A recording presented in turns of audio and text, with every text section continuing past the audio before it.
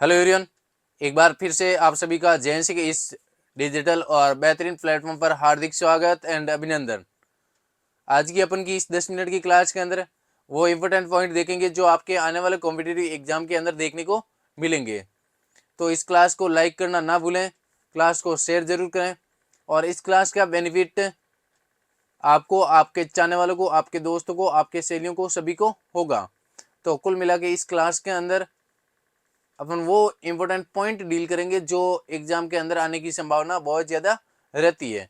तो आपको क्लास अच्छे से देखनी है, लास्ट तक देखनी है, बने रहना जेएनसी के इस क्लास के अंदर। और इसके अलावा अपन की जो भी इसी यूट्यूब चैनल के अंदर क्लासें होती है उन्हीं क्लासों को डेली देखें। मॉर्निंग को 9 बजे होती है, शाम को 3 बजे होती है। इसके अलावा मॉर्निंग को सिलेक्शन बूस्टर 7:30 AM और होती है।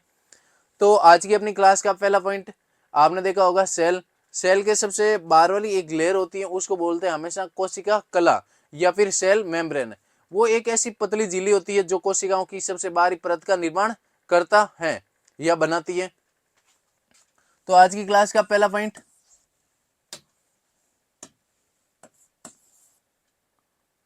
Cell membrane.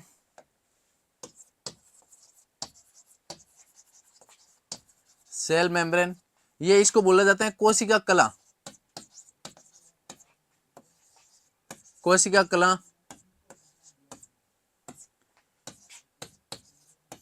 एक पतली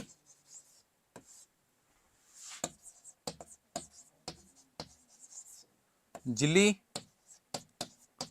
होती है जो कोशिका के या जो कोशिका की बाहरी परत का निर्माण करती है। तो आपको डायरेक्ट पूछा जाए कि सर शरीर की अंदर जो कोशिका होती है, कोशिका की सबसे बाहर वाली परत को किस नाम से जाना जाता है? तो आपको बोलना है सेल मेम्ब्रेन या फिर कोशिका कला। तो कोशिका कला एक ऐसी पतली झिल्ली होती है जो कोशिका की बाहरी परत या बाहरी आवरण है उसको बनाने का काम करती है। इसके अलावा सेकंड पॉइंट,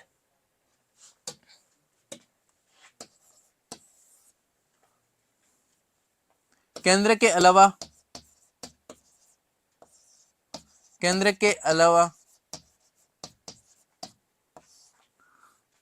कोशिका का कंटेंट मिलकर साइटोप्लाज्मा का निर्माण करता है। साइटोप्लाज्मा का निर्माण करता है मीन्स साइटोप्लाज्मा में सर क्या आता है? तो आपको बोलना है ये केंद्रक नहीं आता है। केंद्रक के अलावा कोशिका का कंटेंट मिलकर साइटोप्लाज्मा का निर्माण करता है और साइटोप्लाज्मा को बोला जाता है कोशिका का द्रव्य। क्या बोलते हैं सर? कोशिका का द्रव्य या कोशिका द्रव्य किसे बोला जाता है? साइटोप्लाज्मा को कोशिका द्रव्य। तो कोशिका द्रव्य क्या होते हैं सर? सारे के सारे ऑर्गेनल्स होते हैं, वो प्रेजेंट होते हैं, लेकिन उसके अंदर केंद्र को कभी भी इंक्लूड नहीं करते हैं। लेकिन केंद्र का काम होता है कंट्रोल करना कोशिकाओं को। इसके अलावा एक होता है एंडोप्लाज्मिक रेटिकुलम, एक होता है रफ एंडोप्लाज्मिक रेटिकुलम और एक होता है चिकनी या फिर स्मूथ एंडोप्लाज्मिक रेटिकुलम। बेसिकली जो रफ एंडोप्लाज्मिक रेटिकुलम होता है वो राइबोसोम के कण होते हैं, उसके ऊपर प्रेजेंट होते हैं। मीन्स ये प्रोटीन का सिंथेसिस करने के लिए हेल्प करता है। नेक्स्ट पॉइंट, रफ एंडोप्लाज्मिक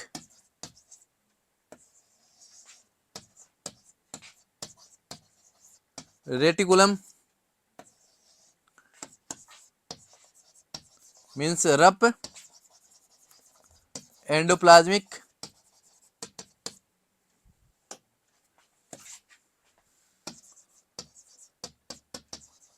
जो रफ एंडोप्लाज्मिक रेटिकुलम होते हैं इसके ऊपर राइबोसोम के कण पंक्तियों से सटे रहते हैं। क्या बोलोगे सर? राइबोसोम के जो कण होते हैं जिसे बोला जाता है प्रोटीन की फैक्ट्री, उसके कण कहाँ सटे हुए रहते हैं? तो रफ एंडोप्लाज्मिक रेटिकुलम के पास राइबोसोम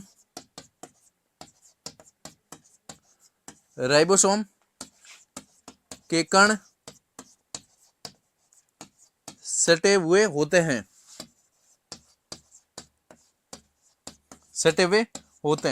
इसके अलावा रफ एंडोप्लाज्मिक रेटिकुलम है, इसका एक और काम होता है और उस काम को बोला जाता है सर, ये basically rough endoplasmic reticulum protein को सिंथेसिस करने का काम भी करता है। किसको सर?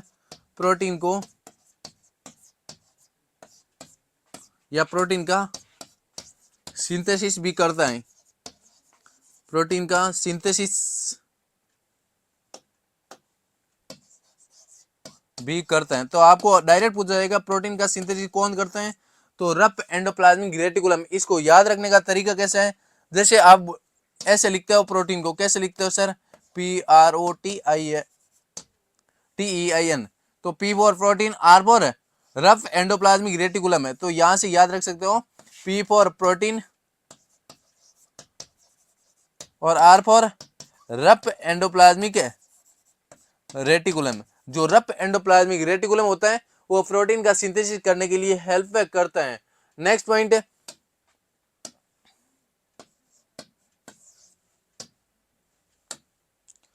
इसके अलावा रफ के अलावा एंडोप्लाज्मिक रेटिकुलम में दो टाइप का होता है, एक तो रफ और दूसरा होता है स्मूथ। जो स्मूथ एंडोप्लाज्मिक रेटिकुलम है वो बेसिकली लिपिड्स और स्टेरॉइड हार्मोन का निर्माण करने के लिए हेल्प करता है। तो आगे लिखेंगे चिकनी या फिर स्मूथ एंडोप्लाज्मिक रेटिकुलम के अंदर या रेटिकुलम लिपिड्स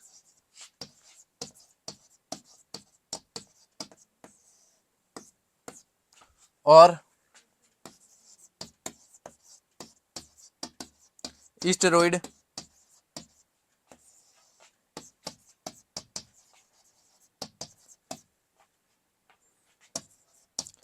हार्मोन का निर्माण भी करता है, हार्मोन का निर्माण भी करता है। तो आपको क्या याद रखोगे सर कि जो लिपिड्स हैं, जो स्टेरॉइड हार्मोन है, उनका निर्माण कौन करता है? उनका निर्माण करता है ये स्मूथ वाला एंडोप्लाज्मिक रेटिकुलम। लेकिन रफ वाले का काम क्या होता है सर? प्रोटीन का सिंथेसिस करना। और इसके अलावा एक अपन ने देखा कि राइबोसोम के कण होते हैं वो इनके आसपास सटे हुए रहते हैं। तो दोनों चीजों को याद रखना है। प्रोटीन का सिंथेसिस सर कहाँ होता है? तो ये पूछा जा सकता है। आपको बोलना रफ के अंदर, कभी भी स्मूथ के अंदर नहीं होता है। स्मूथ के अंदर जो लिपिड्स हैं, जो स्टेरॉइड हैं, उन हार्मोन का निर्माण होता है। उसके बाद में नेक्स्ट पॉइंट कि आपने सुना होगा सबने माइटोकॉन्ड्रिया, जिसको बोला जाता है कोशिका का शक्तिगृह या फिर पावर हाउस। क्यों बोला जाता है? क्योंकि कोशिका के अंदर जो पचकर भोजन आता है या फिर पचकर जो पोषक तत्व आते हैं उनका ऑक्सीकरण करने का काम होता है इस माइटोकॉन्ड्रिया का, और ये एटीपी के रूप में सिंथेसिस करता है सेल को। तो आगे नेक्स्ट पॉइंट,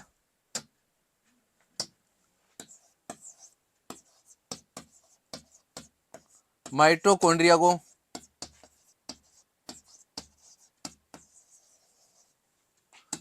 माइटोकॉन्ड्रिया को कोशिका का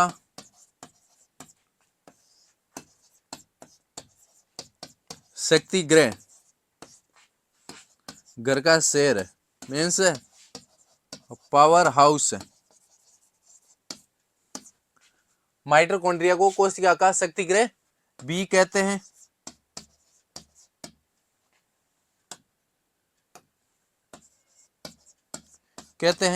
क्यों?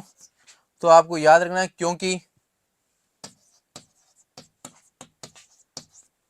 क्योंकि ये पचकर आए हुए पोषक पदार्थों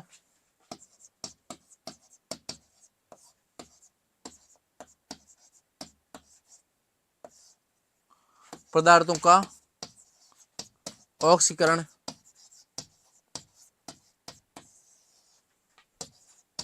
करके एटीपी का सिंथेसिस करता है, एटीपी का सिंथेसिस करता है, सिंथेसिस करता है, बनाता है। तो याद रखना कि सर कोशिका, माइटोकॉन्ड्रिया को कोशिका शक्ति गृह तो बोलते हैं, सबको पता है, लेकिन इसको बोलते क्यों? क्योंकि ये कोशिका के अंदर जो पचकर आए हुए पोषक पदार्थ होते हैं, उन पदार्थों का ऑक्सीकरण करने का काम करता है और एटीपी का सिंथेसिस करता है। तो ये पॉइंट याद रखना है। आज की 10 मिनट की क्लास के अंदर अपन सेल के बारे में या कुछ बहुत ज़्यादा इंपॉर्टेंट और बेहतरीन पॉइंट डील किए। ये क्लास आपको लाइक करनी है, शेयर भी करनी है अपने सारे एएनएम के ग्रुपों के अंदर, तो उन सभी के लिए ये बेनिफिट रहेगी। और इसके अलावा क्लास कंप्लीट होने के बाद में अपना रिव्यू कमेंट बॉक्स के अंदर जरूर दें। Thank you so much. बन रही जेएनसी जोधपुर के साथ में। God bless you.